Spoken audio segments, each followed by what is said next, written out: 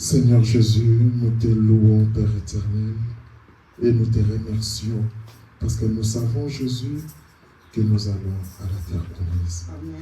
Père éternel, Jésus, oh mon Dieu, garde-nous plus près de toi, Père éternel. Seigneur Jésus, nous dédions maintenant ce moment entre tes saintes mains. Descends et parle à nous, Jésus. Oh mon Dieu, nous voulons recevoir quelque chose venant de toi. Père, nous te le demandons ici au nom de Jésus-Christ. Amen. Vous pouvez vous asseoir. Comme nous venons de le lire dans 1 Chronique 16, 11, la Bible dit « Ayez recours à l'Éternel et à son appui. Cherchez continuellement sa face. » Ou cherchez continuellement sa présence. Sur ce, nous allons voir un sujet ce matin que j'ai intitulé « Dans sa présence ». C'est un sujet que le frère Branham a aussi prêché. Et nous allons essayer d'exploiter un peu ces sujets. Si on ne termine pas, on terminera prochainement. Alors, nous parlons un peu de sa présence. Ce n'est pas dans la présence de quelqu'un d'autre, mais nous parlons de la présence du Seigneur Jésus, dans sa présence à lui. Je vais lire dans Psaume 16, 11. La Bible dit « Tu me feras connaître le sentier de la vie. Il y a d'abondantes joies devant ta face, ou dans notre version, devant ta présence. » Nous nous rendons compte que quand nous sommes dans la présence de Dieu, il y a de la joie. Et quand nous entrons, nous allons voir que quand nous entrons dans la présence de Dieu, c'est tellement quelque chose de glorieux que dans cette présence-là, des fois, on se sent petit. Nous allons voir aussi que quand nous entrons dans la présence de Dieu, nous sommes une personne changée. Quand nous entrons dans la présence de Dieu et que nous sortons de cette présence-là, quand les gens nous voient, nous sommes différents. Nous allons le voir comme Moïse, comme plusieurs saints dans la Bible, qui sont entrés dans la présence de Dieu. Quand on regarde, on sent que cette personne ici, elle est différente. Nous allons voir que même quand nous prions, quand nous avons vu la prière de la foi, et que tu es entré vraiment dans la présence de Dieu, quand tu sors de cette présence, tu sens qu'il y a quelque chose qui a changé en toi. Jésus à la montagne de la transfiguration, quand il était entré dans cette présence, on a vu un changement. La Bible dit, tu me feras connaître le sentier de la vie, car il y a d'abondantes joies devant ta face ou ta présence. Dans la présence de Dieu, il n'y a pas de tristesse. Dans la présence de Dieu, il n'y a pas la haine. Dans la présence de Dieu, il n'y a pas de jalousie. Dans la présence de Dieu, même quand quelque chose ne marche pas, je suis dans la joie, parce qu'il n'y a pas de tristesse. C'est un mystère. C'est là où les gens voient, comme nous l'avons lu la fois passée, que tu vis dans un autre monde. Tu te dis que Dieu n'a pas donné ça maintenant. Dieu va me donner. Je crois en ce Dieu-là. La Bible dit dans Ésaïe 29, 26, 9, écoute, mon âme te désire pendant la nuit. Et mon esprit te cherche au-dedans de moi. Car lorsque tes jugements s'exercent sur la terre, les habitants apprennent la justice. Toi, est-ce que des fois tu te réveilles pour prier? Est-ce que ton âme désire demeurer dans cette présence de Dieu? Tu veux demander des choses, tu veux ceci, tu veux cela. Mais est-ce que ton âme désire rester là-bas? Ton esprit désire chercher la présence de Dieu? Qu'est-ce qui préoccupe souvent tes pensées? Tu regardes, qu'est-ce qui préoccupe? C'est ton travail, c'est le match, c'est le foot, c'est le basketball, c'est le sport, c'est quoi? Qu'est-ce qui préoccupe tes pensées? Dans sa présence. Nous verrons que il faut mettre Dieu avant toute chose. La Bible dit quelque part, cherchez premièrement le royaume de Dieu et sa justice, et le reste vous sera accordé. Premièrement, c'est ça. Mais toi, premièrement, tu cherches quoi? Ça, c'est le prophète Ésaïe. Nous allons voir un jour, le prophète Ésaïe était entré en vision. Ne négligeons jamais quand Dieu nous donne certaines visions. C'est très important. Nous avons dit que c'est une des manières dont Dieu nous parle. On va lire dans Ésaïe, le prophète Ésaïe 6, 1 à 3. Le prophète, il est dit, l'année de la mort du roi Osias, j'ai vu le Seigneur assis sur son trône élevé. Là, c'est le prophète Ésaïe qui entre en vision. Et les pans de sa robe remplissaient les temples. Écoutez, dans sa présence, là, il y avait quoi? Des séraphins se tenaient au-dessus de lui. Des séraphins se tenaient au-dessus de lui. Ils avaient chacun 6 ailes. 2 dont ils se couvraient la face, 2 dont ils se couvraient les pieds, et 2 dont ils se servaient pour voler. Écoutez, ils criaient l'un à l'autre et disaient, Saint, Saint est l'Éternel des armées, toute la terre est pleine de sa gloire. Dans la présence de Dieu, on adore Dieu. Dieu a créé des êtres qui sont là dans sa présence pour glorifier Dieu. Toi, ta prière, quand tu le fais, c'est toujours des demandes, c'est toujours des supplications où tu as un moment d'adorer Dieu. C'est pour ça que quand nous avons revu la prière de notre Père, les gens ne comprenaient pas cette prière. Les frères Branham dit que c'était une prière modèle. Notre Père qui es aux cieux, que ton nom soit sanctifié, que ton règne, tu exaltes Dieu.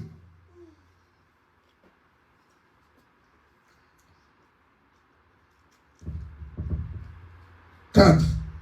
Les portes furent ébranlées dans leurs fondements par la voix qui retentissait, et la maison s'est remplie de fumée. Alors j'ai dit, maintenant, Ésaïe, qui était un grand prophète, qui était un saint, maintenant quand il s'est retrouvé dans cette présence de Dieu, écoutez, il s'est dit, malheur à moi, je suis perdu, car je suis un homme dont les lèvres sont impures. Quand tu entres devant Dieu dans la prière modèle que nous avons, Seigneur, pardonne-moi. Pardonne mes erreurs, pardonne mes péchés, pardonne ceux qui m'ont offensé. Le pardon. Tu reconnais d'abord ta position. Comment un grand prophète comme Ésaïe, quand il est entré dans la présence de Dieu, il n'a pas vu que j'étais un grand prophète. Non. Il s'est dit, mes lèvres, Seigneur, malheur à moi, je suis perdu car je suis un homme dont les lèvres sont impures. Toi, tu veux te vanter en quoi? Quand tu viens dans la présence de Dieu, reconnais d'abord que tu es un pécheur. Reconnais que tu es impur. J'habite au milieu d'un peuple dont les lèvres sont impures. Et mes yeux ont vu le roi, l'Éternel des armées. Écoutez, toi tu peux voir la présence de Dieu et résister. Qui es-tu si Dieu ne t'accorde pas cette grâce-là? Un jour, les enfants d'Israël se mettaient. Moïse, toi tu nous dis seulement tu parles à Dieu, tu parles à Dieu.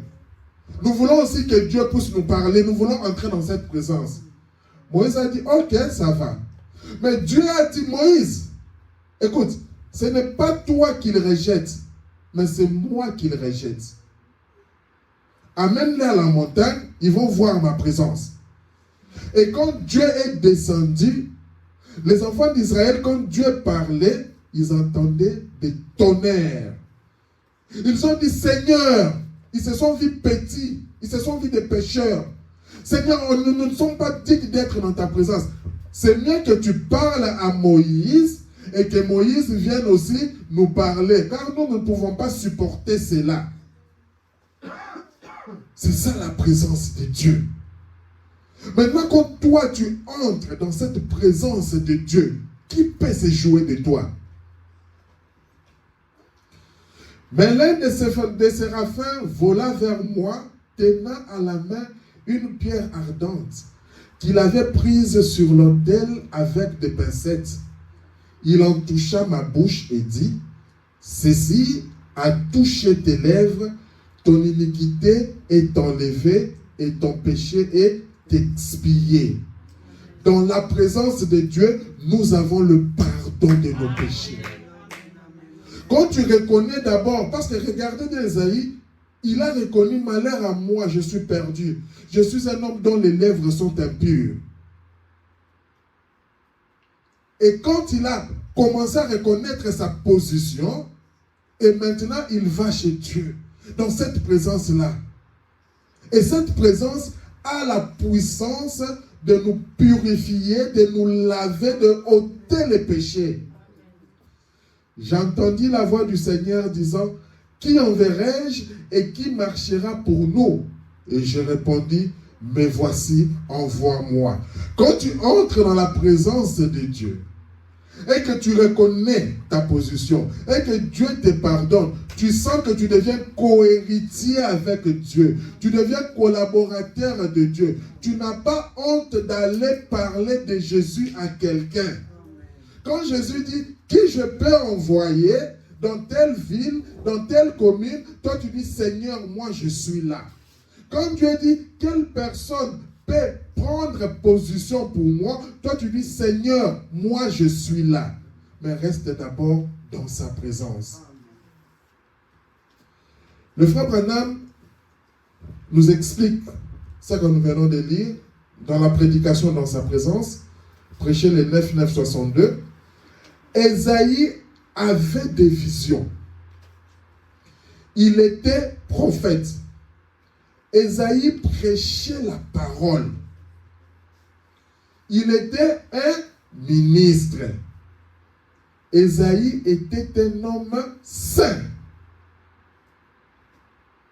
Mais un jour, dans les temples, il est tombé en extase et il a vu la gloire de Dieu. Cette vision que nous venons de lire. Il a vu les anges qui avaient des ailes dont il se couvrait la face, des ailes dont il se couvrait les pieds et des ailes dont il te servait pour voler. Il criait, Saint, Saint, Saint est le Seigneur Dieu le Tout-Puissant. Ça, nous avons vu dans sa présence. Écoutez au 31 maintenant. Ce prophète s'est rendu compte qu'il n'était rien. Il a dit, malheur à moi, car je suis un homme dont les lèvres sont impures. Un prophète, un des plus puissants prophètes de la Bible, l'un d'entre eux. Mais ce prophète-là a dit, je suis un homme dont les lèvres sont impures. Il reconnaît que je suis un homme dont les lèvres sont impures. Et j'habite au milieu d'un peuple dont les lèvres sont impures. Malheur à moi, car je vois la gloire de Dieu. Dans cette présence-là, on n'est pas orgueilleux. Dans cette présence-là, le seul qui est champion, le seul qui est très saint, c'est le Seigneur Jésus-Christ. Quand tu viens de manière orgueilleuse, tu seras confondu.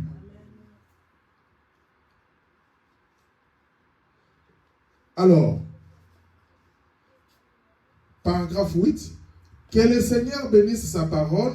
Je trouve que c'est là une écriture de plus saisissante, ce que nous venons de lire. Nous constatons que dans la présence de Dieu, les hommes reconnaissent qu'ils sont pécheurs. Quand tu es dans la présence de Dieu, c'est lui-même qui est saint et toi tu dois reconnaître ton état de pécheur. Et c'est pour ça qu'il a envoyé son fils Jésus-Christ pour prendre notre place, pour que nous devenions aussi saints. Écoutez, nous nous sentons peut-être très bien lorsque nous sommes ailleurs, dans différents endroits. Nous avons l'impression d'être des gens très bien. Mais, lorsque nous entrons dans la présence de Dieu, alors nous voyons combien nous sommes petits. C'est pour ça que tu verras que d'autres personnes, quand ils entrent dans la présence de Dieu, cela a des effets dans leur vie. Tu entres, tu reconnais la présence de Dieu, tu commences à pleurer. Tu entres dans la présence de Dieu, dans l'adoration, dans la prière, tu commences à chanter, oh Dieu que tu es grand. Tu regardes, tu dis, Seigneur Jésus, mais quelle est cette personne qui a un pouvoir plus que toi? En fait, tellement que tu entres dans la présence de Dieu, tu commences à ressentir la grandeur de Dieu. Tu commences à comprendre que aucune personne sur cette terre ne peut te faire du mal. Tu commences à comprendre que celui qui est en moi est plus fort que celui qui est dans ce monde. Parce que quand tu entres dans cette présence-là, tu deviens un homme nouveau. Quand tu entres dans cette présence-là, tu deviens un homme changé. Le frère Branham dit, alors nous constatons combien nous sommes petits. Quand nous constatons combien lui, il est grand. Et combien nous sommes prêts en entrant dans sa présence. Pour une raison ou pour une autre, entrer dans la présence de Dieu a toujours produit un grand effet sur les gens. Tu veux avoir des effets, entre dans la présence de Dieu. C'est là où le frère Branham disait que montre-moi une personne qui prie, une personne qui entre dans la présence de Dieu. Je vais te dire quelle est cette personne-là qui a la victoire.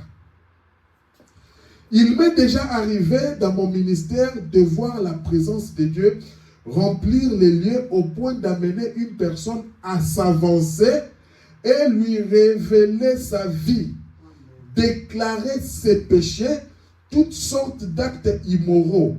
Et les gens étaient alors plongés dans un silence sacré, au point qu'ils sortaient de la ligne de prière avant même qu'ils se soient avancés pour qu'on prie pour eux.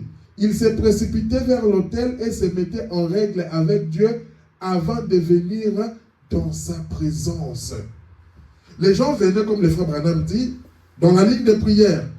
Et quand la présence de Dieu descendait, des fois, il révélait, il sondait les secrets de cœur. C'est que toi, tu as fait dans les cachettes là. Nous verrons ça plus tard. Que des fois, nous faisons ça parce que nous ignorons la présence de Dieu. Maintenant, quand Dieu commence à révéler cela, les gens, qu'est-ce qu'ils font? Ils sentent la présence de Dieu. Ils se disent, non, je vais d'abord aller arranger ma vie. Il vient à l'autel, il prie. Seigneur, pardonne-moi. J'avais menti. J'avais fait ceci. Seigneur, pardonne-moi. Tu reconnais d'abord que tu es un pécheur.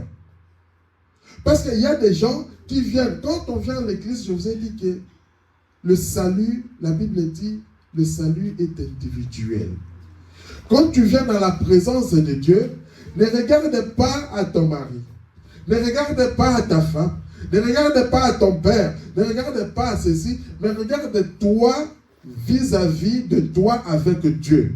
Regarde-toi, qu'est-ce que toi tu fais en fonction de ta marche avec Dieu.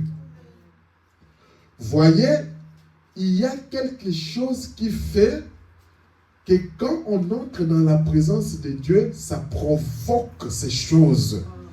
Ton langage change, ta manière d'être change. Ta manière de voir les choses change. Je vis des personnes qui étaient étendues sur des lits, des gants et sur des civières. Et ces personnes-là, quand ils entrent dans la présence de Dieu, il y a la vie. Tu viens avec quelqu'un qui est malade, amène-le dans la présence de Dieu. Dans la présence de Dieu, il y a la vie. Tu as des problèmes, entre dans la présence de Dieu. Dans la présence de Dieu, il y a la solution. Nous allons essayer de voir quelques exemples de gens dans la Bible qui ont été en contact avec la présence de Dieu. Nous commençons par Adam.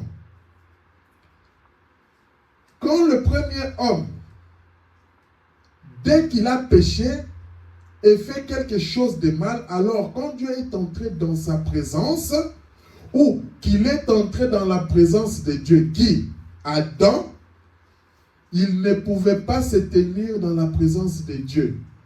Il a couru se cacher dans le buisson et a essayé de se couvrir avec une feuille de figuier parce qu'il savait qu'il se trouvait dans la présence de Jéhovah, le Créateur. Souvent, en fait, le frère Branham veut nous montrer ici que quand tu veux demeurer dans la nature du péché, l'homme a du mal à rester dans la présence de Dieu. L'homme fuit toujours la présence de Dieu. C'est pour ça, de fois, tu es là, tu vois que j'ai mené une mauvaise vie, tu as peur de venir à l'église. En fait, tu n'as pas peur des gens, mais tu as peur de la présence de Dieu. Au lieu maintenant de mettre ta vie en ordre et d'aller dans cette présence, le diable fait en sorte que tu te rappelles que non, à cause de ça, non. Je commence à fuir l'église, je commence à chercher des raisons. Adam avait péché, Adam avait désobéi à ce que Dieu leur avait dit. Et quand Dieu est venu, parce que le frère Branham nous enseigne que dans les temps, Dieu descendait, il y avait la communion avec l'homme. Chaque soir, Dieu descendait et il parlait avec Adam, avec Ève. Et quand Adam a brisé cette communion-là, Adam a commencé à fuir Dieu. Et quand Dieu est descendu dans un lieu de rendez-vous, Dieu descend dans ce lieu, il regarde, Adam n'est pas là. Et Dieu a commencé à chercher, Adam, où es-tu? Adam se rappelant que sa nature, c'était un pécheur, qu'il ne pouvait pas se tenir comme ça dans la face de Dieu. Au lieu de se repentir, Adam commençait à fuir. Croyant que quand il se fuit là, quand il fuit, Dieu n'allait pas le voir. Mais ce matin, je vais te dire que peu importe les péchés, peu importe ce que tu fais, la meilleure des choses, c'est de te repentir et de venir à Dieu. Dans sa présence, tu as la sécurité. Le diable cherche que tu fuis de sa présence pour t'abattre. Voilà quelle a été la réaction du premier homme. Après qu'il avait péché et a essayé d'entrer dans la présence de Dieu avec un péché sur son âme, il n'a pas pu se cacher parce qu'il était encore tendre. Le péché n'était pas ancré comme il est aujourd'hui, enraciné profondément dans les cœurs des gens. Le frère Branham précise que de nos jours, le péché est vraiment enraciné. Quelqu'un sort consciemment, je vais aller faire du mal. Le péché est devenu une vie. Au contraire, Adam était très conscient du fait qu'il se trouvait devant son Créateur. Alors, il s'est caché dans le buisson. Il ne voulait pas en sortir. Il ne pouvait pas en sortir avant que Dieu ait pris des dispositions pour lui. Là, c'était Adam. Nous lisons dans Genèse 17:3. La Bible dit, Abraham tomba sur sa face et Dieu lui parla en disant. Donc, quand Abraham était aussi entré en contact avec Dieu, il ne pouvait pas rester debout. Parce que Dieu, c'est toute une puissance. Abraham tomba sur sa face. Quand tu comprends l'importance de Dieu, quand tu comprends la présence de Dieu, c'est pour ça, des fois, tu te mets debout pour commencer à adorer sans que quelqu'un te dise. C'est pourquoi tu te mets à genoux, c'est pourquoi tu te mets allongé sans que personne ne te le dise. C'est pourquoi tu élèves tes mains pour commencer à louer Dieu. Parce que c'est dans sa présence.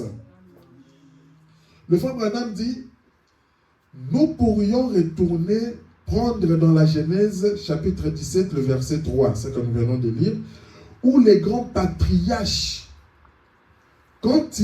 Abraham, quand il est entré dans la présence de Dieu, et que Dieu lui a parlé, au verset 17 que nous venons de lire, au nom de Dieu Tout-Puissant, Abraham est tombé sur sa face. Ces grands patriarches, ces serviteurs de Dieu, n'ont pas pu rester debout dans la présence de Dieu. Pourtant, il avait servi fidèlement pendant 85 ans. Fidèlement.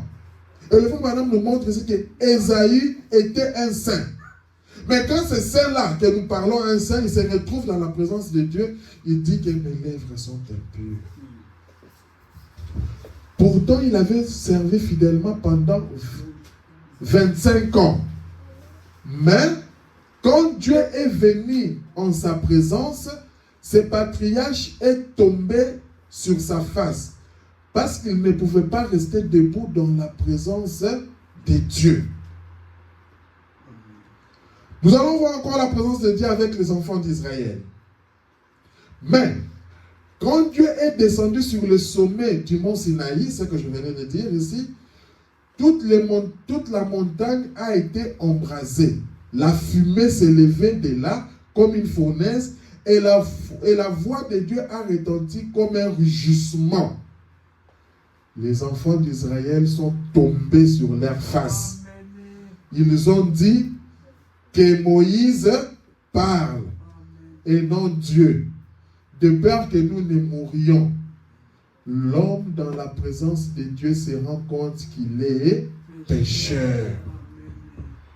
Nous parlons de notre sujet dans sa présence. Dans la présence de Dieu, l'homme se rend compte qu'il est pécheur. Pourtant, ils avaient tous été circoncis selon la loi, ils avaient observé les commandements et tout.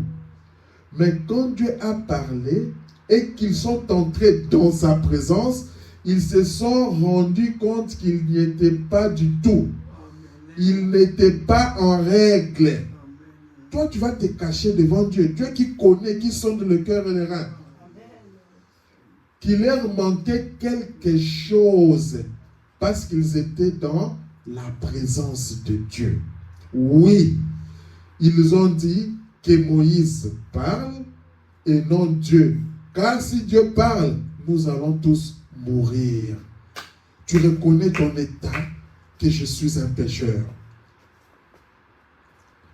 Dans paragraphe 25, il dit, Paul s'est rendu compte qu'il avait tort. Ça, nous parlons maintenant du grand Saül.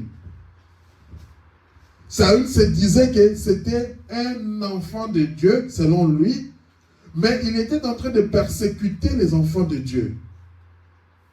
Et nous nous rappelons que Saül, quand il marchait sur le chemin de Damas, quand il a rencontré, quand il est entré dans la présence de Dieu, il est tombé.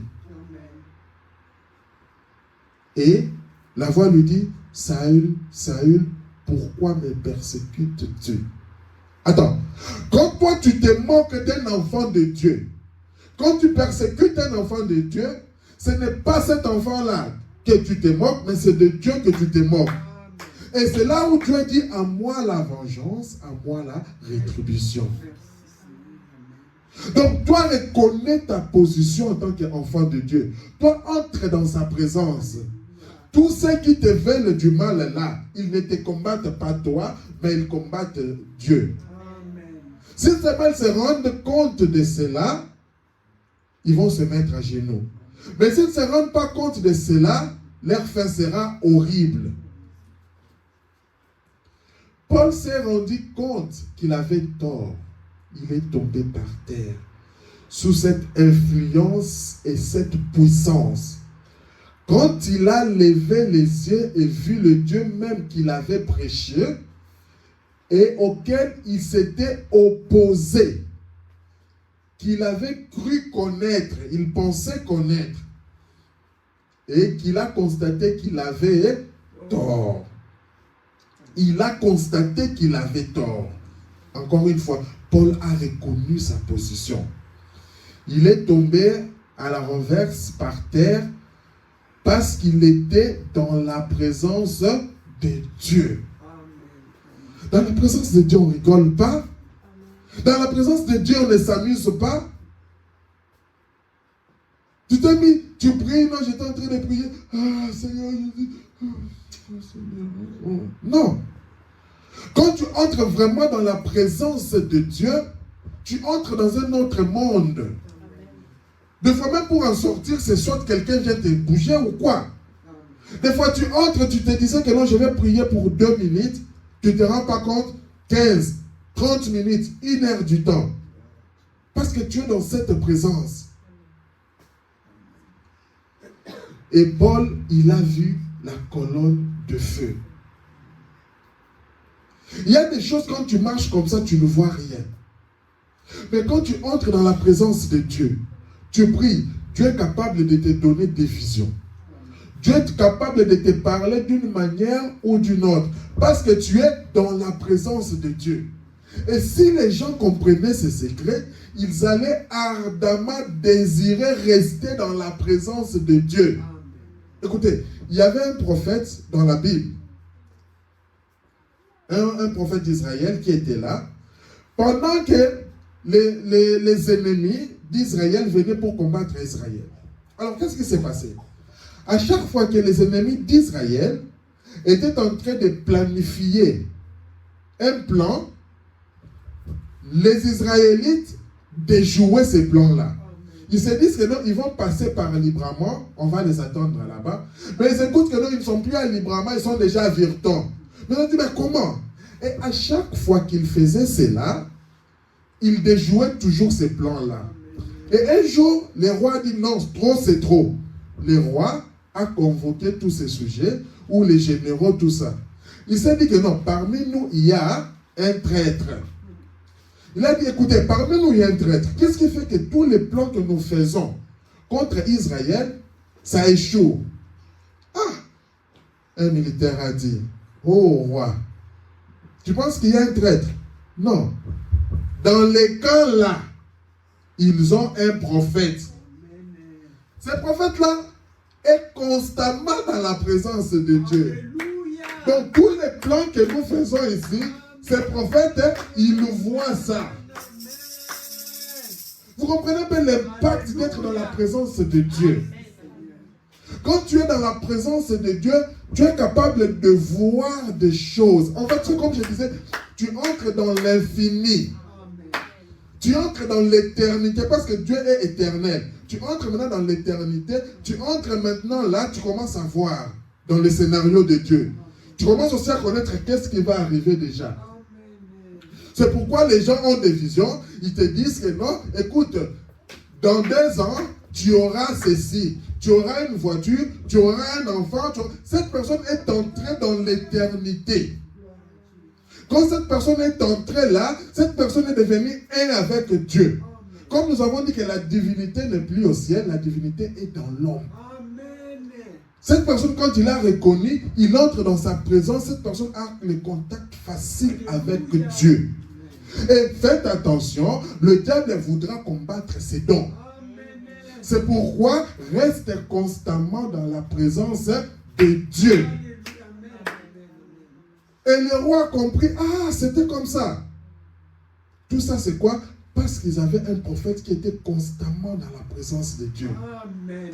Il y avait un jour, un prophète qui était là, avec un monsieur qui le suivait, qui lui disait que non, écoute, moi je vais te servir. Moi je vais servir le Dieu là. Et un jour, les Philistins encore qui attaquaient Israël. Ils se sont mis. Les Philistins, ils étaient nombreux. Mais cet homme, son serviteur, il commençait à trembler. Il dit, ah, nous là, on n'est pas nombreux. Mais eux, ils sont nombreux, ils ont des chars, ils ont des ceci, ils ont des bombes atomiques, ils ont des ceci. Celui-ci dit que si je lance les missiles, l'Iran, les États-Unis disent que si vous jouez, je vais lancer. Tout ça, c'est pour créer la peur. Mais écoutez, je vous ai dit ça la fois passée. tu dois connaître ta position. Nous avons la chance d'être en contact avec l'infini. Nous connaissons le scénario de Dieu. Le prophète là était calme. Pourquoi le prophète était calme? Parce que le prophète était constamment dans la présence de Dieu. Il lui dit, c'était Géasi son serviteur.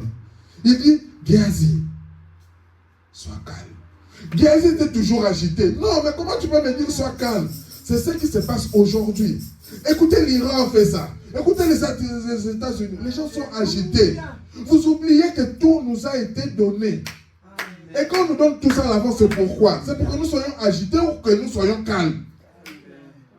Mais pourquoi nous allons nous agiter au même moment que le monde? Réveillons-nous, restons dans la présence de Dieu. Il faut que ces choses arrivent, comme a dit la Bible. Il faut que ces choses arrivent. Mais quand ça va arriver, quelle sera ta position? Maintenant que ces prophéties s'accomplissent sous tes yeux, tu commences à trembler. Et tu me dis que tu as la foi. Tu as la foi parfaite. Tu me dis que tu as l'habitude d'être dans la présence de Dieu. Mais non. Revois ta marche avec Christ. Et le prophète, il regarde et dit, ah Seigneur, le prophète a compris que le serviteur n'était pas encore entré dans la présence de Dieu. Le prophète dit, Seigneur Jésus, ouvre ses yeux qu'il voie. Et quand les yeux du serviteur se sont ouverts, il a vu une multitude d'anges, multitude. C'est là où le prophète lui avait dit que ceux qui sont avec nous sont nombreux que ceux que tu vois. Et quand le monsieur, le serviteur, a vu ça, il a eu maintenant l'assurance. Mais or, si tu étais dans la présence de Dieu, Dieu te dit, tenez-vous tranquille et sachez que je suis Dieu. Mais quel est ce problème-là qui doit te tourmenter? Toi, entre dans la présence de Dieu. Garde la foi. Et quand le diable va voir, parce que le diable viendra avec des bombes atomiques comme ça, pour te faire trembler. Nous avons lu que la prière, c'était l'arme la plus puissante. Toi, tu as l'arme la plus puissante. Mais tu ne te rends pas compte de cela. Aujourd'hui, si les États-Unis peuvent dire ça, parce qu'ils sont sûrs que nous avons une arme puissante. Aujourd'hui, si la Corée peut parler, elle sait que nous avons une arme puissante. Maintenant, toi, tu as l'arme la plus puissante au monde. Tu vas t'agiter pourquoi? Cette arme qui te fait que quand tu entres dans sa présence, tu peux changer le cours de l'histoire des choses. Nous avons vu ce roi-là, que Dieu a ajouté 15 ans. Pourquoi? Le roi est parti entrer dans la présence. Le roi a compris que même si je me plains ici, ça ne va rien faire. Écoute, rentrons dans la présence. Le prophète lui dit, tu vas mourir. Ok, prophète, merci. Je crois, c'est Dieu qui t'a parlé. Maintenant, moi aussi, je vais. Il n'y a pas d'intermédiaire. Comme toi, il t'a parlé, moi, je vais maintenant lui parler. C'est comme ça que tu vas voir ta position. Il t'a parlé, moi aussi, je vais lui parler. Le roi n'avait pas dit, non, est-ce que tu peux supplier Dieu pour moi, tout ça? Non. Moi aussi, je vais aller lui parler. Et le roi s'est tourné, il a parlé, et Dieu a entendu. Le même Dieu qui avait ordonné les prophètes, Dieu l'a dit au roi. Remarquez que celui qui a prié, c'était le roi, mais Dieu n'a pas répondu au roi. Il est parti parler au prophète. Toi, tu penses que Dieu n'exauce pas, n'écoute pas ta prière. Mais ce matin, je vais te dire que Dieu écoute et il exauce ta prière. Amen. Ça peut être par le canal X ou Y, mais Dieu exauce ta prière. Amen. Le roi est rentré pour lui dire que non, Dieu t'a ajouté 15 ans. Amen.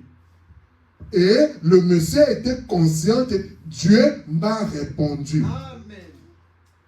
Toi, ne cherche pas que Dieu fasse les choses à ta manière.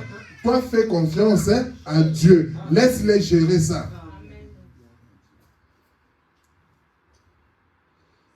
Alors, j'aimerais m'arrêter un instant ici pour vous dire que c'est encore la même chose.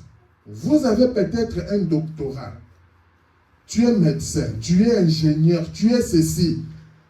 En théologie, peut-être que vous êtes assidu à l'église depuis votre enfance.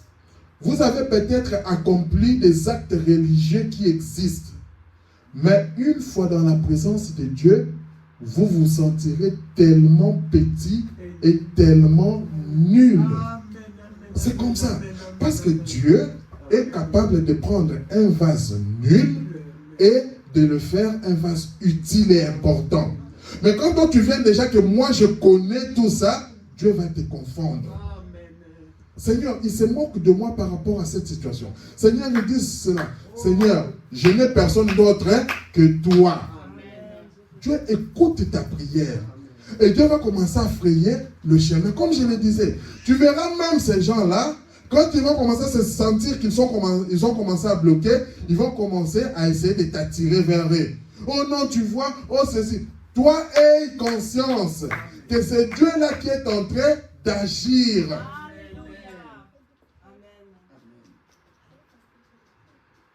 Parce que dans la présence de Dieu, tout peut changer. Amen. Le frère Branham dit, au paragraphe 27, nous pouvons venir à l'église et parler, louer et tout. Oh frère, quand nous les verrons venir dans nos cœurs, ça ne sera plus pareil. Amen. Nous pensons peut-être que nous accomplissons notre devoir du fait que nous allons à l'église, que nous payons nos dîmes. Nous pensons peut-être que nous observons la loi de l'église et que nous récitons tous ces credos. Mais il suffit d'une fois, nous les regardions lui et tout est changé.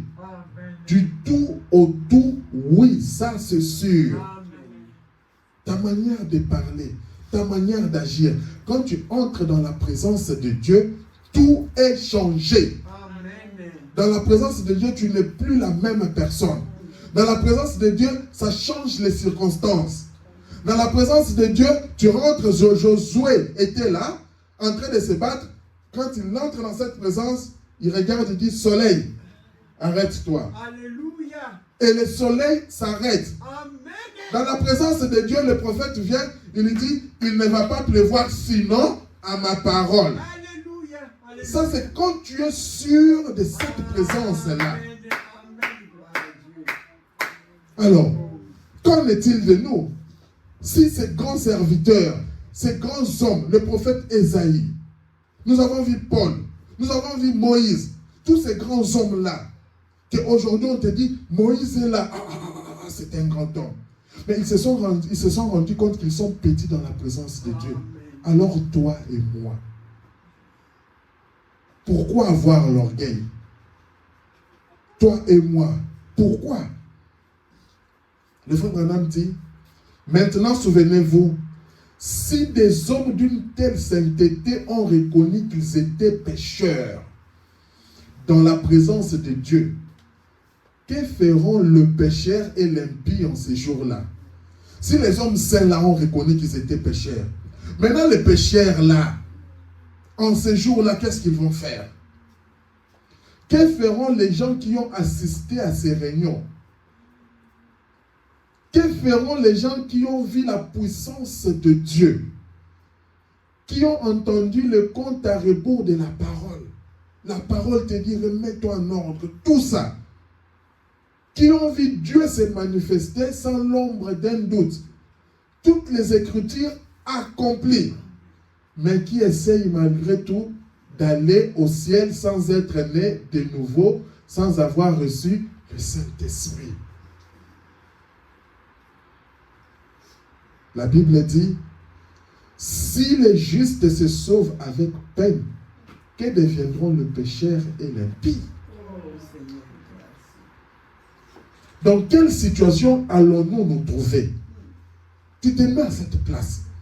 Si nous voyons Dieu se dévoiler sous nos yeux, et que nous voyons la gloire de Dieu exactement comme ces hommes-là l'ont vu, et si les hommes de cette trempe-là ont poussé des cris, des prophètes et des sages sur lesquels se fonde la parole, Aujourd'hui, la parole se fonde sur eux.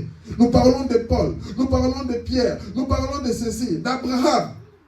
Si eux ont poussé des cris, sont tombés à la renverse et ont écrié, je suis un homme dont les lèvres sont impures, dont les lèvres sont impies, impureté.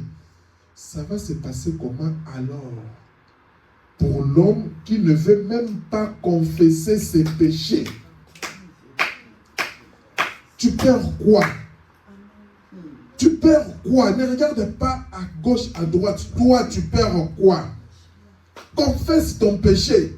Tu veux toujours combattre cet enfant de Dieu. Tu veux toujours combattre cette fille de Dieu. Mais je te dis que tu seras heurté. Continue à te moquer de lui. Continue à te moquer de son état. Mais tu seras surpris. Dieu, hein? Comme on dit, peut-être le mensonge va à l'ascenseur, mais la vérité vient par l'escalier et ça va te rattraper toujours. Amen. Dieu, il peut te laisser faire tout ce que tu fais là. Il vient toujours doucement. Amen. Et quand c'est le temps de la confusion, tu vas voir que tu es confondu dans ta marche. Amen. Tu deviens troublé. La personne que tu pensais elle allait mourir, la personne ne meurt pas. La personne que tu pensais elle allait faire ceci, la personne ne fait pas ça. Des fois, tu te disais, à cause de son état, il y aura telle chose qui va se passer. Mais tu attends, tu ne vois pas cette chose-là. Tu verras maintenant comment est-ce que Dieu, qui a dit à moi la vengeance, à moi la rétribution, Alléluia. Tu vas constater maintenant la puissance de Dieu dans ta vie. Ça va se passer comment pour l'ado qui ne veut pas confesser ses péchés à lui ou ses péchés à elle? Tu es un adolescent. Tu regardes quoi dans ton téléphone? Tu parles quoi avec tes amis? Tu parles quoi avec tes collègues du travail? Tu parles quoi avec tes amis de l'école? Vous regardez quoi dans le téléphone? Vous regardez quoi sur Internet? Mets ton état en ordre avec Dieu. Comme j'ai dit, toi fais un effort que ton canal soit pur devant Dieu. Ça va se passer comment pour l'homme au cœur dur, qui croit en savoir plus long sur la création de Dieu que Dieu lui-même? Il y a des gens qui sont comme ça. Ils pensent connaître Dieu que Dieu lui-même. Ils te disent, je te dis que l'homme vient du singe, l'homme vient de ceci. Dieu dit que ce n'est pas comme ça. Lui croit connaître plus que Dieu. Qu'arrivera-t-il à l'homme qui a passé toute sa vie à essayer de démontrer la fausseté de la Bible? Et ces gens-là, ils sont là. Il y a des athées. Je me rappelle au travail, je parlais à une femme de mon travail. Je lui parlais de Jésus. Elle me dit, ah, tu sais, moi je suis un athée. Moi je suis un athée. Nous, les histoires de Jésus, là, je dis, ah, est-ce qu'un jour tu risques de regretter ce que tu dis là? Ces gars-là, que deviendra-t-il? Pensez-y. Et quand les gens peuvent penser à cela, ils vont vouloir entrer dans la présence de Dieu, accepter qu'ils sont des pécheurs repentis. 38. Les pécheurs repentis, par contre, quand tu reconnais ta position et que tu te repens, par contre, eux, ils n'ont aucune crainte. Quand tu entres maintenant dans la présence de Dieu, et que tu reconnais, Seigneur, que je suis un pécheur, je me répands, Seigneur Jésus, la Bible nous dit qu'ils n'ont aucune crainte. C'est là où nous avons vu, rappelez-vous, de la crainte de Dieu et la crainte destructrice. Dans la crainte de Dieu, quand tu entres en Dieu, tu te dis, Seigneur, pardonne-moi. Oh Jésus, tu n'as pas peur. La Bible dit, l'Éternel est mon berger. Je ne manquerai de rien. Là, quand tu entres dans sa présence, tu commences à chercher à lire les passages de l'Écriture. Tu comprends maintenant que l'Éternel est mon berger. Un berger, c'est qui? C'est celui qui prend soin de son troupeau. Tu dis non, l'Éternel prend soin de moi. Je ne manquerai de rien. Il dit que les attaques viennent, que 1000 tombent à ma gauche, que 10 000 tombent à ma droite, je ne serai jamais atteint. Amen. Attends, qui a la décision de ta vie si Dieu ne dit pas quelque chose? Toi, tu penses quoi? Parce qu'aujourd'hui, j'ai eu un échec, que c'est la fin du monde? Tu te moques de moi, mais moi je vais te dire que l'Éternel dit, le malheur atteint souvent les justes, mais l'Éternel l'en délivre toujours. C'est que toi tu penses que c'est un malheur d'une année, 2 ans, 3 ans. L'Éternel en délivre toujours.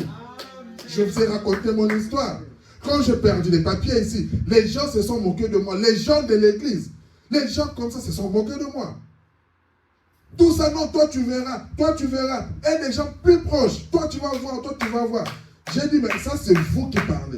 Alléluia. Et je leur disais que moi j'ai un Dieu de paradoxe. Amen. Et le jour où j'ai repris mes papiers, ils sont venus demander comment est-ce que tu as fait dans ta position là. Je leur ai dit que non, je vous avais dit que j'ai un Dieu de paradoxe. C'est tout. Donc tu dois connaître qui tu es. Et tu dois avoir confiance en ce Dieu-là. Quand tu entres dans la présence de Dieu, Dieu est en train de sonder les secrets de Dieu. C'est là où tu comprends vraiment que le malheur atteint les justes, mais l'Éternel l'en délivre toujours. Ça peut prendre 1 année, ça peut prendre 10 ans. L'Éternel l'en délivre toujours. Toujours. Et quand Dieu vient maintenant, sache que ça sera de bénédiction en bénédiction. Amen. Le monde sera surpris. Amen. Il va commencer à chercher, des fois il ne t'arrive même plus à la cheville. Alléluia. Et ça commence à créer des jalousies. Amen. Oh non. Un pécheur qui se répand, il sait qu'il y a un sacrifice sanglant qui l'attend pour prendre sa place. Tu vois? Maintenant quand tu entres dans cette présence-là, et que je me répands, je sais qu'il y a un sacrifice. C'est qui m'apporte la consolation. C'est pour ça que tu vois dans mon état là, mais moi je suis heureux. Ça te met des troubles. Comment est-ce qu'il peut être dans cet état là, au lieu de pleurer, il est heureux. C'est là où je vous ai dit que quand tu veux pleurer, va seul dans ta chambre, dans le secret. Que ces gens-là ne voient pas tes larmes. Non. Quand ils te voient, toi souris toujours. Mais dans la chambre, tu dis, oh Seigneur Jésus, j'ai confiance en toi. Seigneur, j'attends toujours. Oh Jésus, Seigneur, entre dans sa présence. Mais quand tu vois ces gens-là, toi, commence à sourire. Frère, ça va? Tout va bien. Frère, tu as déjà la voiture? Ça vient, tout va bien. Frère, tu as l'enfant? Tout va bien. Ne t'en fais pas. Mais tu vois pas c'est cette femme-là. Tu vois pas c'est ce mari. Frère, je te dis que tout va bien. Mais dans les secrets, oh Seigneur, souviens-toi de moi. Quand tu bénis les autres, souviens-toi de moi. Regarde mon état. Quand je sors devant les gens, tout va bien. Comme à la maison, tout va bien. Comment votre problème? Ah, ce problème-là. Tu m'avais dit c'était... Oh, laisse tomber. Maintenant, tout va bien. Il reste dans la confusion. Faites confiance en Dieu. Je vis la gloire de Dieu. J'ai senti sa puissance. Je sais reconnaître sa main quand elle me touche. Amen. Je sais reconnaître son châtiment quand il me frappe. Amen. Je sais qu'il est Dieu. Et je sais que je suis perdu. Mais quelqu'un est là pour moi. Amen. Tu reconnais ton état. Je sais que Seigneur, avec ça je suis perdu. Mais je sais que toi, tu es là pour moi. Amen. Amen. Quelqu'un est là. Il a dit, Père, charge sur moi de toute son iniquité. Parce qu'il a pris position pour moi là-bas sur la terre. C'est ce que je te demande dans la présence de Dieu. Prends position pour Dieu. Le frère Branham nous raconte l'histoire de Daniel Curie. Daniel Curie, qui vient là-bas, il regarde, c'est un serviteur de Dieu. Il dit que non, je fais ceci, je fais cela. Quand il arrive à la porte du ciel, on lui dit que ton nom n'est pas là. Daniel Curie dit, ah, avec tout ce que je fais pour Dieu, mon nom n'est pas là. Daniel a commencé à entrer dans la tristesse. Une voix a dit, Père, Père. Il a pris position pour moi sur la terre. Moi, si je prends position pour lui, laissez-les entrer. C'est quand tu entres dans sa présence là, sache que Dieu prend toujours position pour toi. C'est là où on dit, ce n'est plus moi qui vis, mais c'est Christ qui vit en moi. Amen. Alléluia. Amen. Alors, avec assurance, je m'approche du trône de Dieu. Avec dans mon cœur la grâce qui me fait savoir que ce n'est pas par mes bonnes œuvres, mais c'est par sa miséricorde que je suis sauvé. Ce n'est pas parce que j'ai pu faire, c'est à quoi j'ai pu adhérer, c'est ce que j'ai pu dire, mais c'est par sa grâce qu'il m'a sauvé. Qui m'a sauvé? C'est le Seigneur Jésus-Christ. Dans cette présence-là, je reconnais que c'est toi, Christ, qui est mon chemin. Seigneur, j'aimerais maintenant marcher avec toi, Jésus. Dans tout ce que tu fais, dis-toi que je suis dans la présence de Dieu. Je suis un enfant de Dieu. Tu veux parler, raisonne. Je suis un enfant de Dieu. Le frère Branham dit, paragraphe 40, comment est-ce que moi, je pourrais un jour aller au ciel? Comment est-ce que moi, un jour, je peux aller au ciel? Toi là, comment tu peux aller au ciel? Tu connais que non, si tu vas comme ça vers librement, tu vas entrer au ciel. Comment tu peux aller au ciel? Comment est-ce que vous pourriez aller au ciel? De nous-mêmes, nous ne le pouvons pas. Nous, il n'y a aucun moyen pour nous d'aller au ciel. Ah, de nous-mêmes comme ça, c'est compliqué. Mais il y a quelqu'un qui a frayé le chemin. Amen. Et cette personne lui-même, il est le chemin. Souvenez-vous, Jésus a dit, je suis le chemin, la vérité et la vie. C'est quand tu entres dans cette présence que tu reconnais. Quand tu entres dans cette présence-là, tu dis, Seigneur Jésus, oh mon Dieu, tu es le chemin, conduis-moi. Quand tu reconnais que je suis pécheur, je ne suis rien, lui maintenant il aime comme ça. Parce qu'il aime que toute la gloire lui soit rendue. Il dit, ne t'en fais pas. Là, en Tchoulouba, on parle de Majunda. Donc, il est là, il bombe les torses. C'est mon fils. Amen. Là, Dieu est devant. C'est ce que lui, il aime. Mais quand c'est toi, tu veux te mettre devant comme ça, sache que tu es nul et sans effet. Amen. Et comment arrivons-nous jusqu'à lui? Nous avons tous été baptisés dans un seul esprit. Son esprit à lui, pour former un seul corps qui s'élèvera comme en orbite. Écoutez, nous quitterons la terre. Ça, on parle déjà de l'enlèvement. Nous quitterons la terre comme des astronautes de ces derniers jours, avec la foi de Dieu. Nous venons de voir la foi parfaite, cette foi de Dieu. Et quelque part, ça nous a dit que ça nous met déjà en ébullition pour l'enlèvement. C'est pourquoi, c'est parce que tu es dans sa présence et tu as cette foi-là. Amen. Bien sûr, les pécheurs repentis n'ont pas à s'inquiéter. Amen. Toi, tu es là seulement pour compter mes péchés. Toi, tu es là pour me dire que tu sais, en 2025, tu avais fait ça. En 2010, tu avais fait ça. Papa, prends un livre, continue à écrire. Mais moi, je ne m'inquiète pas. Parce que j'ai déjà confessé ça à Dieu. Même ça que j'ai oublié, Dieu m'a déjà pardonné par rapport à ça. Mais toi, quand tu es là seulement pour voir. Écoutez, un jour, le frère Branham s'est promené, ça me vient en tête. Il s'est promené, il voit une femme, il s'est dit, mais cette femme ici, c'est une femme vraiment de mauvaise vie, tout ça, ainsi de suite. Et Dieu regardait seulement. Dieu lui donne une vision. Le frère Branham, il voit le Seigneur en train de porter le fardeau.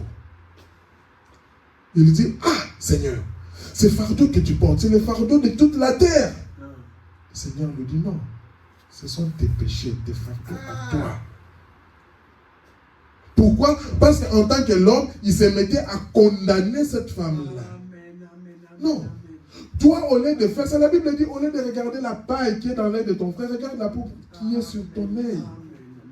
Toi, cherche à vivre conformément à la parole de Dieu. Mais si tu es là toujours en train de noter les erreurs de X, les erreurs de Y, sache que lui, il ira au ciel. Avec ces erreurs-là, il ira au ciel. Tu vas te demander comment. C'est la miséricorde de Dieu. Amen. Et toi qui te crois saint, tu iras en enfer. Amen. La meilleure des choses, entrer dans sa présence. Amen. Et dans la présence de Dieu, on reconnaît qu'on est pécheur. Amen. Et Dieu, il aime ça. Il prend notre place. Quelqu'un est là à leur place. Amen.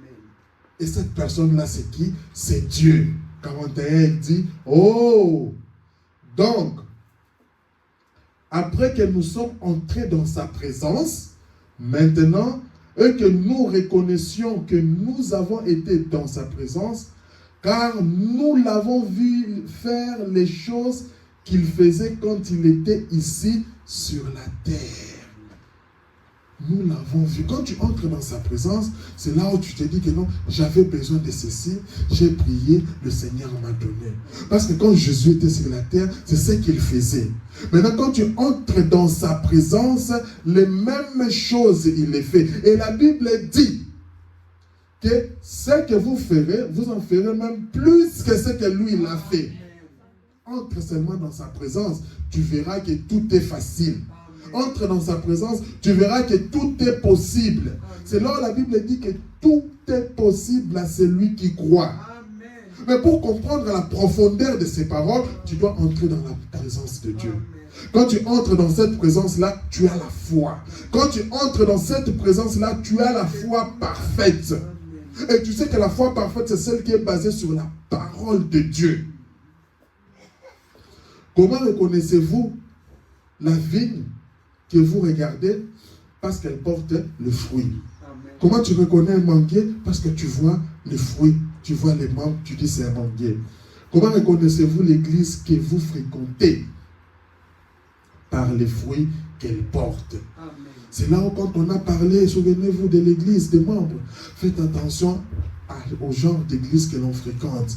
On mesure l'église par rapport à la qualité de la parole.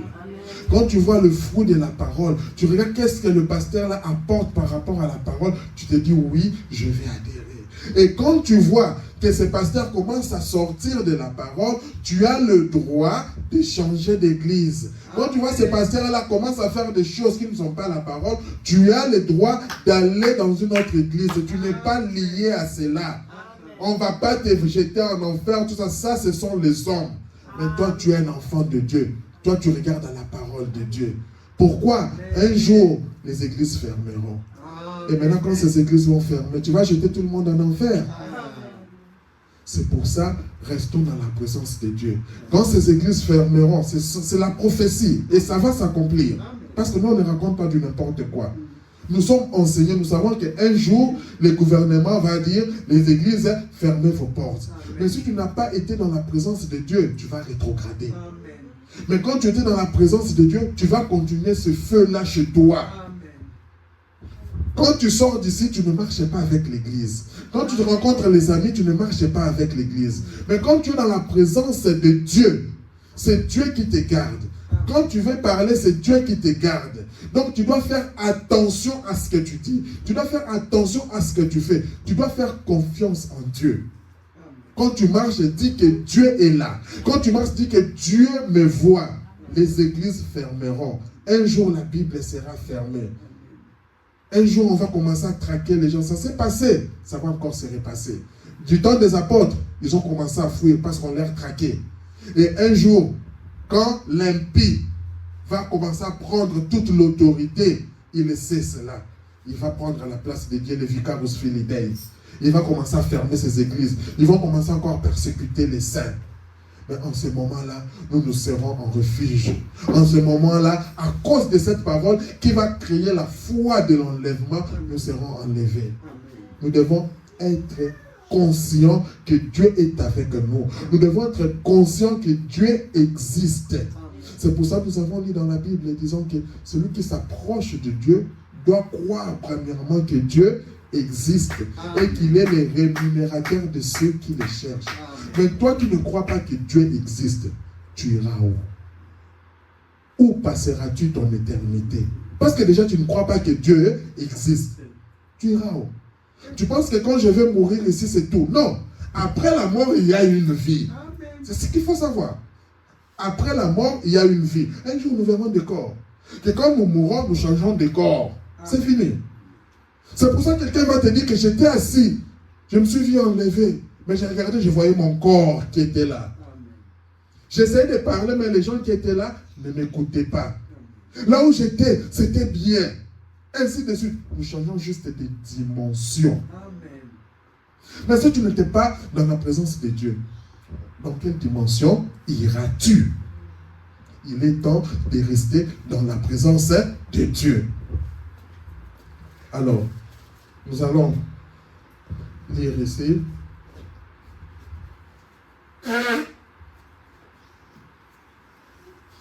Donc, nous n'avons pas été destinés à faire quoi que ce soit d'autre que de nous en tenir à cette parole. Et si un homme a été envoyé par Dieu, il s'en tiendra à la parole. Parce que Dieu ne peut envoyer que ça, que par sa parole. Donc, un enfant de Dieu va s'en tenir à la parole de Dieu.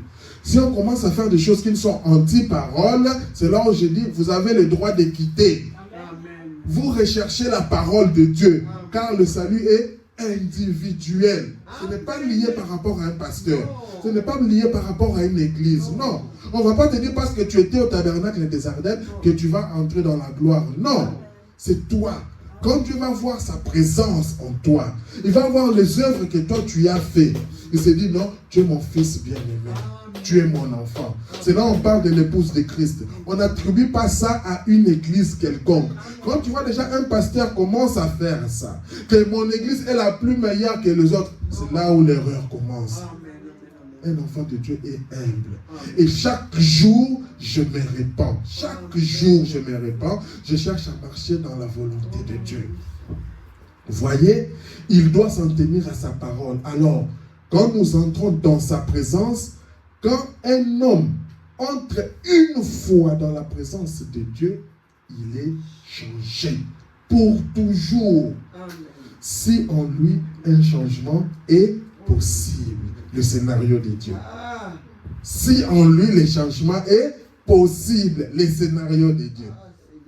Beaucoup de gens viennent, oh oui, on est entré dans la présence. Oui, il y a des gens qui entrent dans cette présence de Dieu, mais en toi, ce changement-là n'est pas possible. C'est pour ça que tu viens et tu ressors 7 fois pécheur. C'est pour ça que tu viens aujourd'hui, tu entres, tu sens cette présence-là. Mais tu ne parviens pas à supporter cette présence. Tu fuis. Moi, je n'aime pas ces églises de branhamistes-là. Moi, je n'aime pas ces églises-là. Pourquoi? En fait, en réalité, tu n'aimes pas la vérité. Tu as peur de la vérité. Ça n'a rien à voir avec l'église, mais c'est la parole. Parce que nous, on dit seulement la parole nous dit de faire ça, c'est ce que nous faisons. Parce que la parole est au-dessus de nous tous.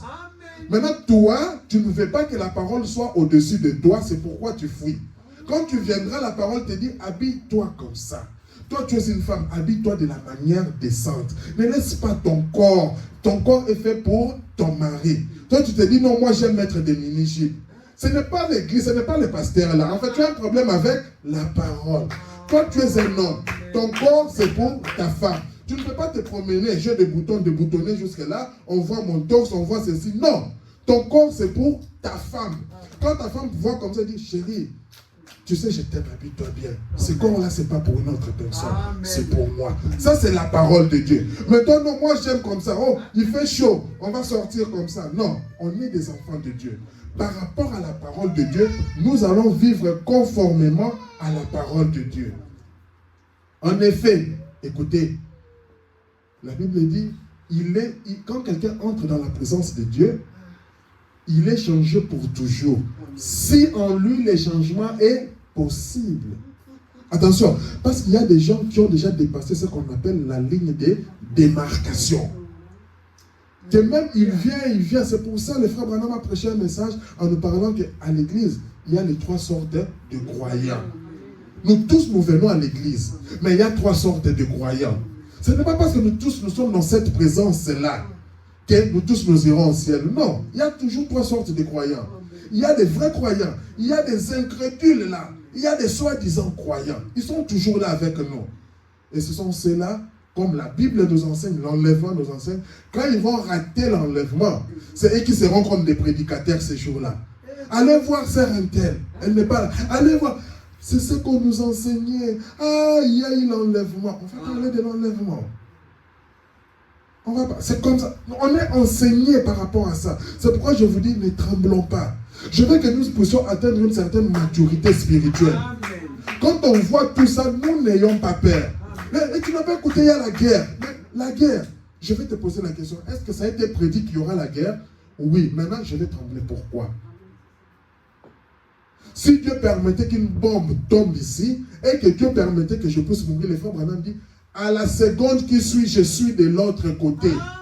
C'est comme ça que marche un chrétien. Amen. Mais si Dieu a dit que ce n'est pas encore ton temps, même si la bombe tombe ici, les éclats iront comme ça. Et moi, je vais continuer à marcher, je vais témoigner Dieu. C'est comme ça que marche un chrétien. Tu ne vas pas commencer à être dans la peur ou commencer à faire des prières de la peur. Non. Nous venons de voir la prière de la foi. Un chrétien marche dans la prière de la foi. Oh Seigneur, oh oui, vous avez écouté. Oh Jésus-Christ, Seigneur, garde-le. Garde-là, c'est par la peur. Non. Tu vois un araignée commence à passer là-bas. Au nom de Jésus. Au nom de... Non, le nom de Jésus là, c'est dans la peur. C'est pas ça. Tu te mens, tu te couvres derrière le nom de Jésus. C'est pour ça, les disciples, quand ils sont allés chasser les mauvais esprits chez la personne qui était animée de mauvais esprits, ces démons-là ont tapé les disciples. Et les disciples ont sont allés. Parce qu'ils utilisaient le nom de Jésus, mais dans la peur. Ils n'avaient pas la foi. Mais toi, entre dans sa présence, tu vas comprendre l'importance du nom de Jésus. Entre dans la présence, tu vas comprendre l'importance de la prière. Toi, tu te joues de moi. Tu te joues de moi? Ok. Quand moi je me tourne, je parle à Dieu, tu ne sais pas ce qui peut t'arriver. C'est pour ça, quand quelqu'un comprend ça, tu vas commencer à avoir peur des hommes de Dieu. Amen. Tu vas commencer à avoir peur des filles de Dieu. Je ne parle pas que de prédicateurs, non. Des enfants de Dieu. Des hommes ou des femmes de Dieu. Quand tu sais que c'est un enfant de Dieu, réfléchis 2 fois ce que tu fais. Amen. Parce qu'en les combattant, tu ne combats pas lui, mais tu combats Dieu. Et tu verras que toi, tu ne vas plus commencer à prospérer. Tu verras que toi, tu ne vas pas de l'avant. Lui, que tu penses qu'il a un échec, 1 année, 2 ans, 3 ans, tu vas faire, boum, il commence à monter et malheur à toi, peut-être tu vas commencer à souffrir du cancer, tu vas commencer à souffrir l'estomac, parce que tu pensais qu'il est dans la chaîne. Peut-être que tu as déjà fait même des fêtes chez toi là-bas. Je vous avais dit quoi? Attends, toi tu es qui? Celui qui a le seul mot dans ma vie, c'est Dieu. Amen. Moi je crois. Et même si cette chose m'est arrivée, ça ne sera pas parce que toi tu as dit, c'est parce que Dieu l'a voulu. Amen. Et il sait ça. C'est comme ça qu'un enfant de Dieu doit marcher. Restons dans la présence de Dieu. En effet, certaines personnes peuvent entrer dans la présence de Dieu et n'y prêtent aucune attention. C'est ça qu'il faut faire très attention à cela. On est là dans la présence de Dieu. Tu vois la présence de Dieu, mais tu ne fais pas attention. Tu commences à raisonner comme un homme. Ah non, ce qu'il a dit, peut-être c'est ça. Non, non, non, ça. Non. Dans la présence de Dieu, on croit à ce que Dieu a dit, à ce que la parole de Dieu dit. Mais certaines personnes viennent, mais ils ne prêtent aucune attention. Lui, il n'était pas destiné à la vie, mais s'il a été prédestiné par Dieu, dès que le premier contact s'est fait, il les reconnaît. Un feu se déclenche. Quand tu étais prédestiné à Dieu, dès que tu entres en contact avec Dieu, un feu se déclenche. Aujourd'hui, tu peux faire semblant, tu rentres à la maison, mais ça commence à tournoyer. Ah, mais cette parole-là, mais cette écriture-là que j'avais lue. Ah, chérie, tu ne vois pas qu'on est en erreur? Bon, maintenant, changeons notre manière de faire par rapport à la parole. Et c'est comme ça qu'un enfant de Dieu est conduit par l'Esprit de Dieu. Que Dieu vous bénisse, on va continuer la fois prochaine.